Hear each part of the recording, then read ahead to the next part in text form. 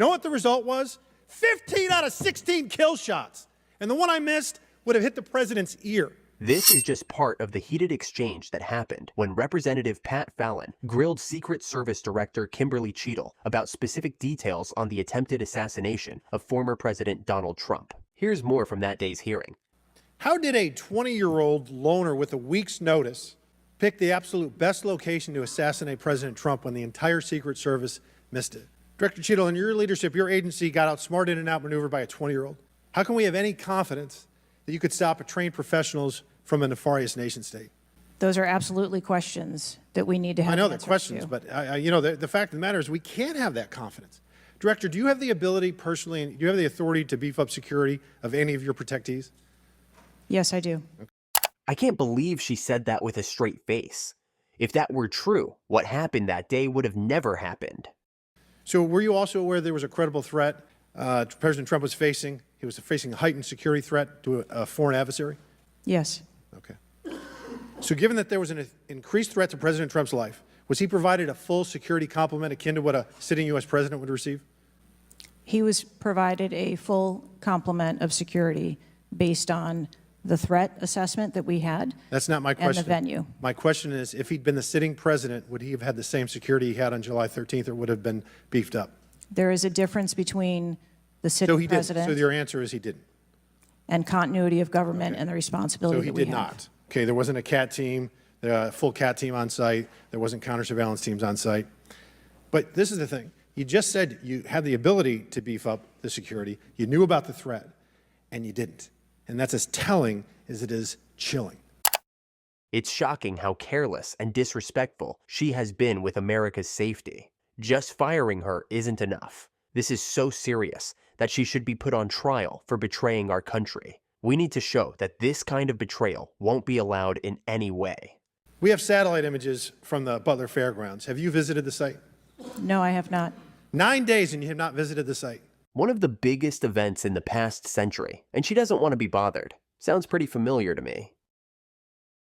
You should have been there that night. That evening, did you talk to the team, the heroes that surrounded the president? Did you call them that night? They were still operational work. So that's an answer is no. Did you call them the next day? President. Yes, I spoke with You called them the very next day, not the day of, or was it 72 hours after? I don't know the timeline, but I spoke with them. Okay, because you're under oath. Immediately following. I think it was 72 hours after. You waited 3 days. What is immediately clear is that there are a number of structures that need to be secured. Of these, Director, other than the first, immediate 4, what's the most dangerous site that should have been secured? Because Security 101, you got to mitigate the high ground. Yes. Yes? Yes what? If she has any shred of integrity left, she should step down immediately. However, if she refuses to do the honorable thing, then I think she must be fired without hesitation. But we all know she won't, because she's too stubborn to admit she's wrong. Okay. Do you know what the next most dangerous site, what was the closest structure to the president, other than the 4 immediate ones that you had your counter-sniper teams on? There are a number of structures around that event site. You know who the shooter knew? The shooter has visited the site 2 more times than you have, and he had a drone, and he picked the AGR building. So you said, do you remember in an ABC interview you did that you didn't have people on the roof of the AGR building because you were worried about safety because of the slope? I recall that statement. Okay. Does the Secret Service have written policy you can share with us about slope roofs? No. Okay. So why'd you act like there was one? Because is it your practice to comment on enormous events of enormous national implications when you're ignorant of the facts? Gotcha, bitch! That's rhetorical. So here's this thing with the slopes. You go all up to like 1812, you can go to a 112, which is about as flat as you can get without it being completely flat.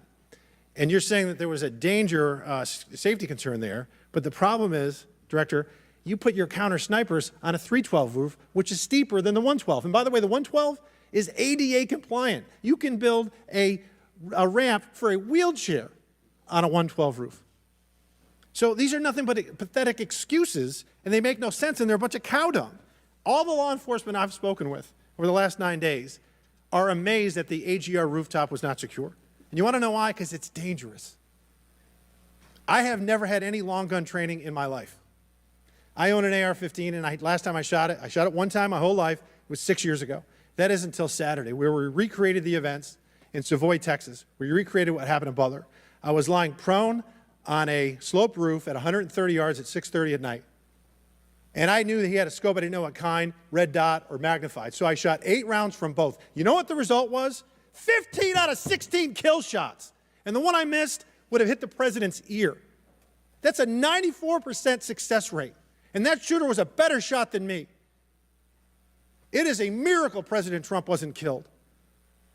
Corey Comparatore's life is over because that damn shooter made it on the roof. And it wasn't the roof that was dangerous. It was a nut job on top of the roof. When leaders face no real consequences for their actions, it creates an environment where misconduct is not only tolerated, but expected. This culture of impunity is why we find ourselves with officials who act without fear of retribution. You know what else is dangerous? I believe your horrifying ineptitude and your lack of skilled leadership is a disgrace. Your obfuscating today is shameful. And you should be fired immediately and go back to Garden Doritos. Mr. Chairman, I yield back. I think Representative Fallon did a great job highlighting the issues. We need more people like him asking tough questions and holding officials accountable. This isn't about politics. It's about ensuring the safety and security of our leaders and our country. The hearing made it clear that changes are needed, and we can't afford to ignore the problems any longer. Let me know what you think in the comments below.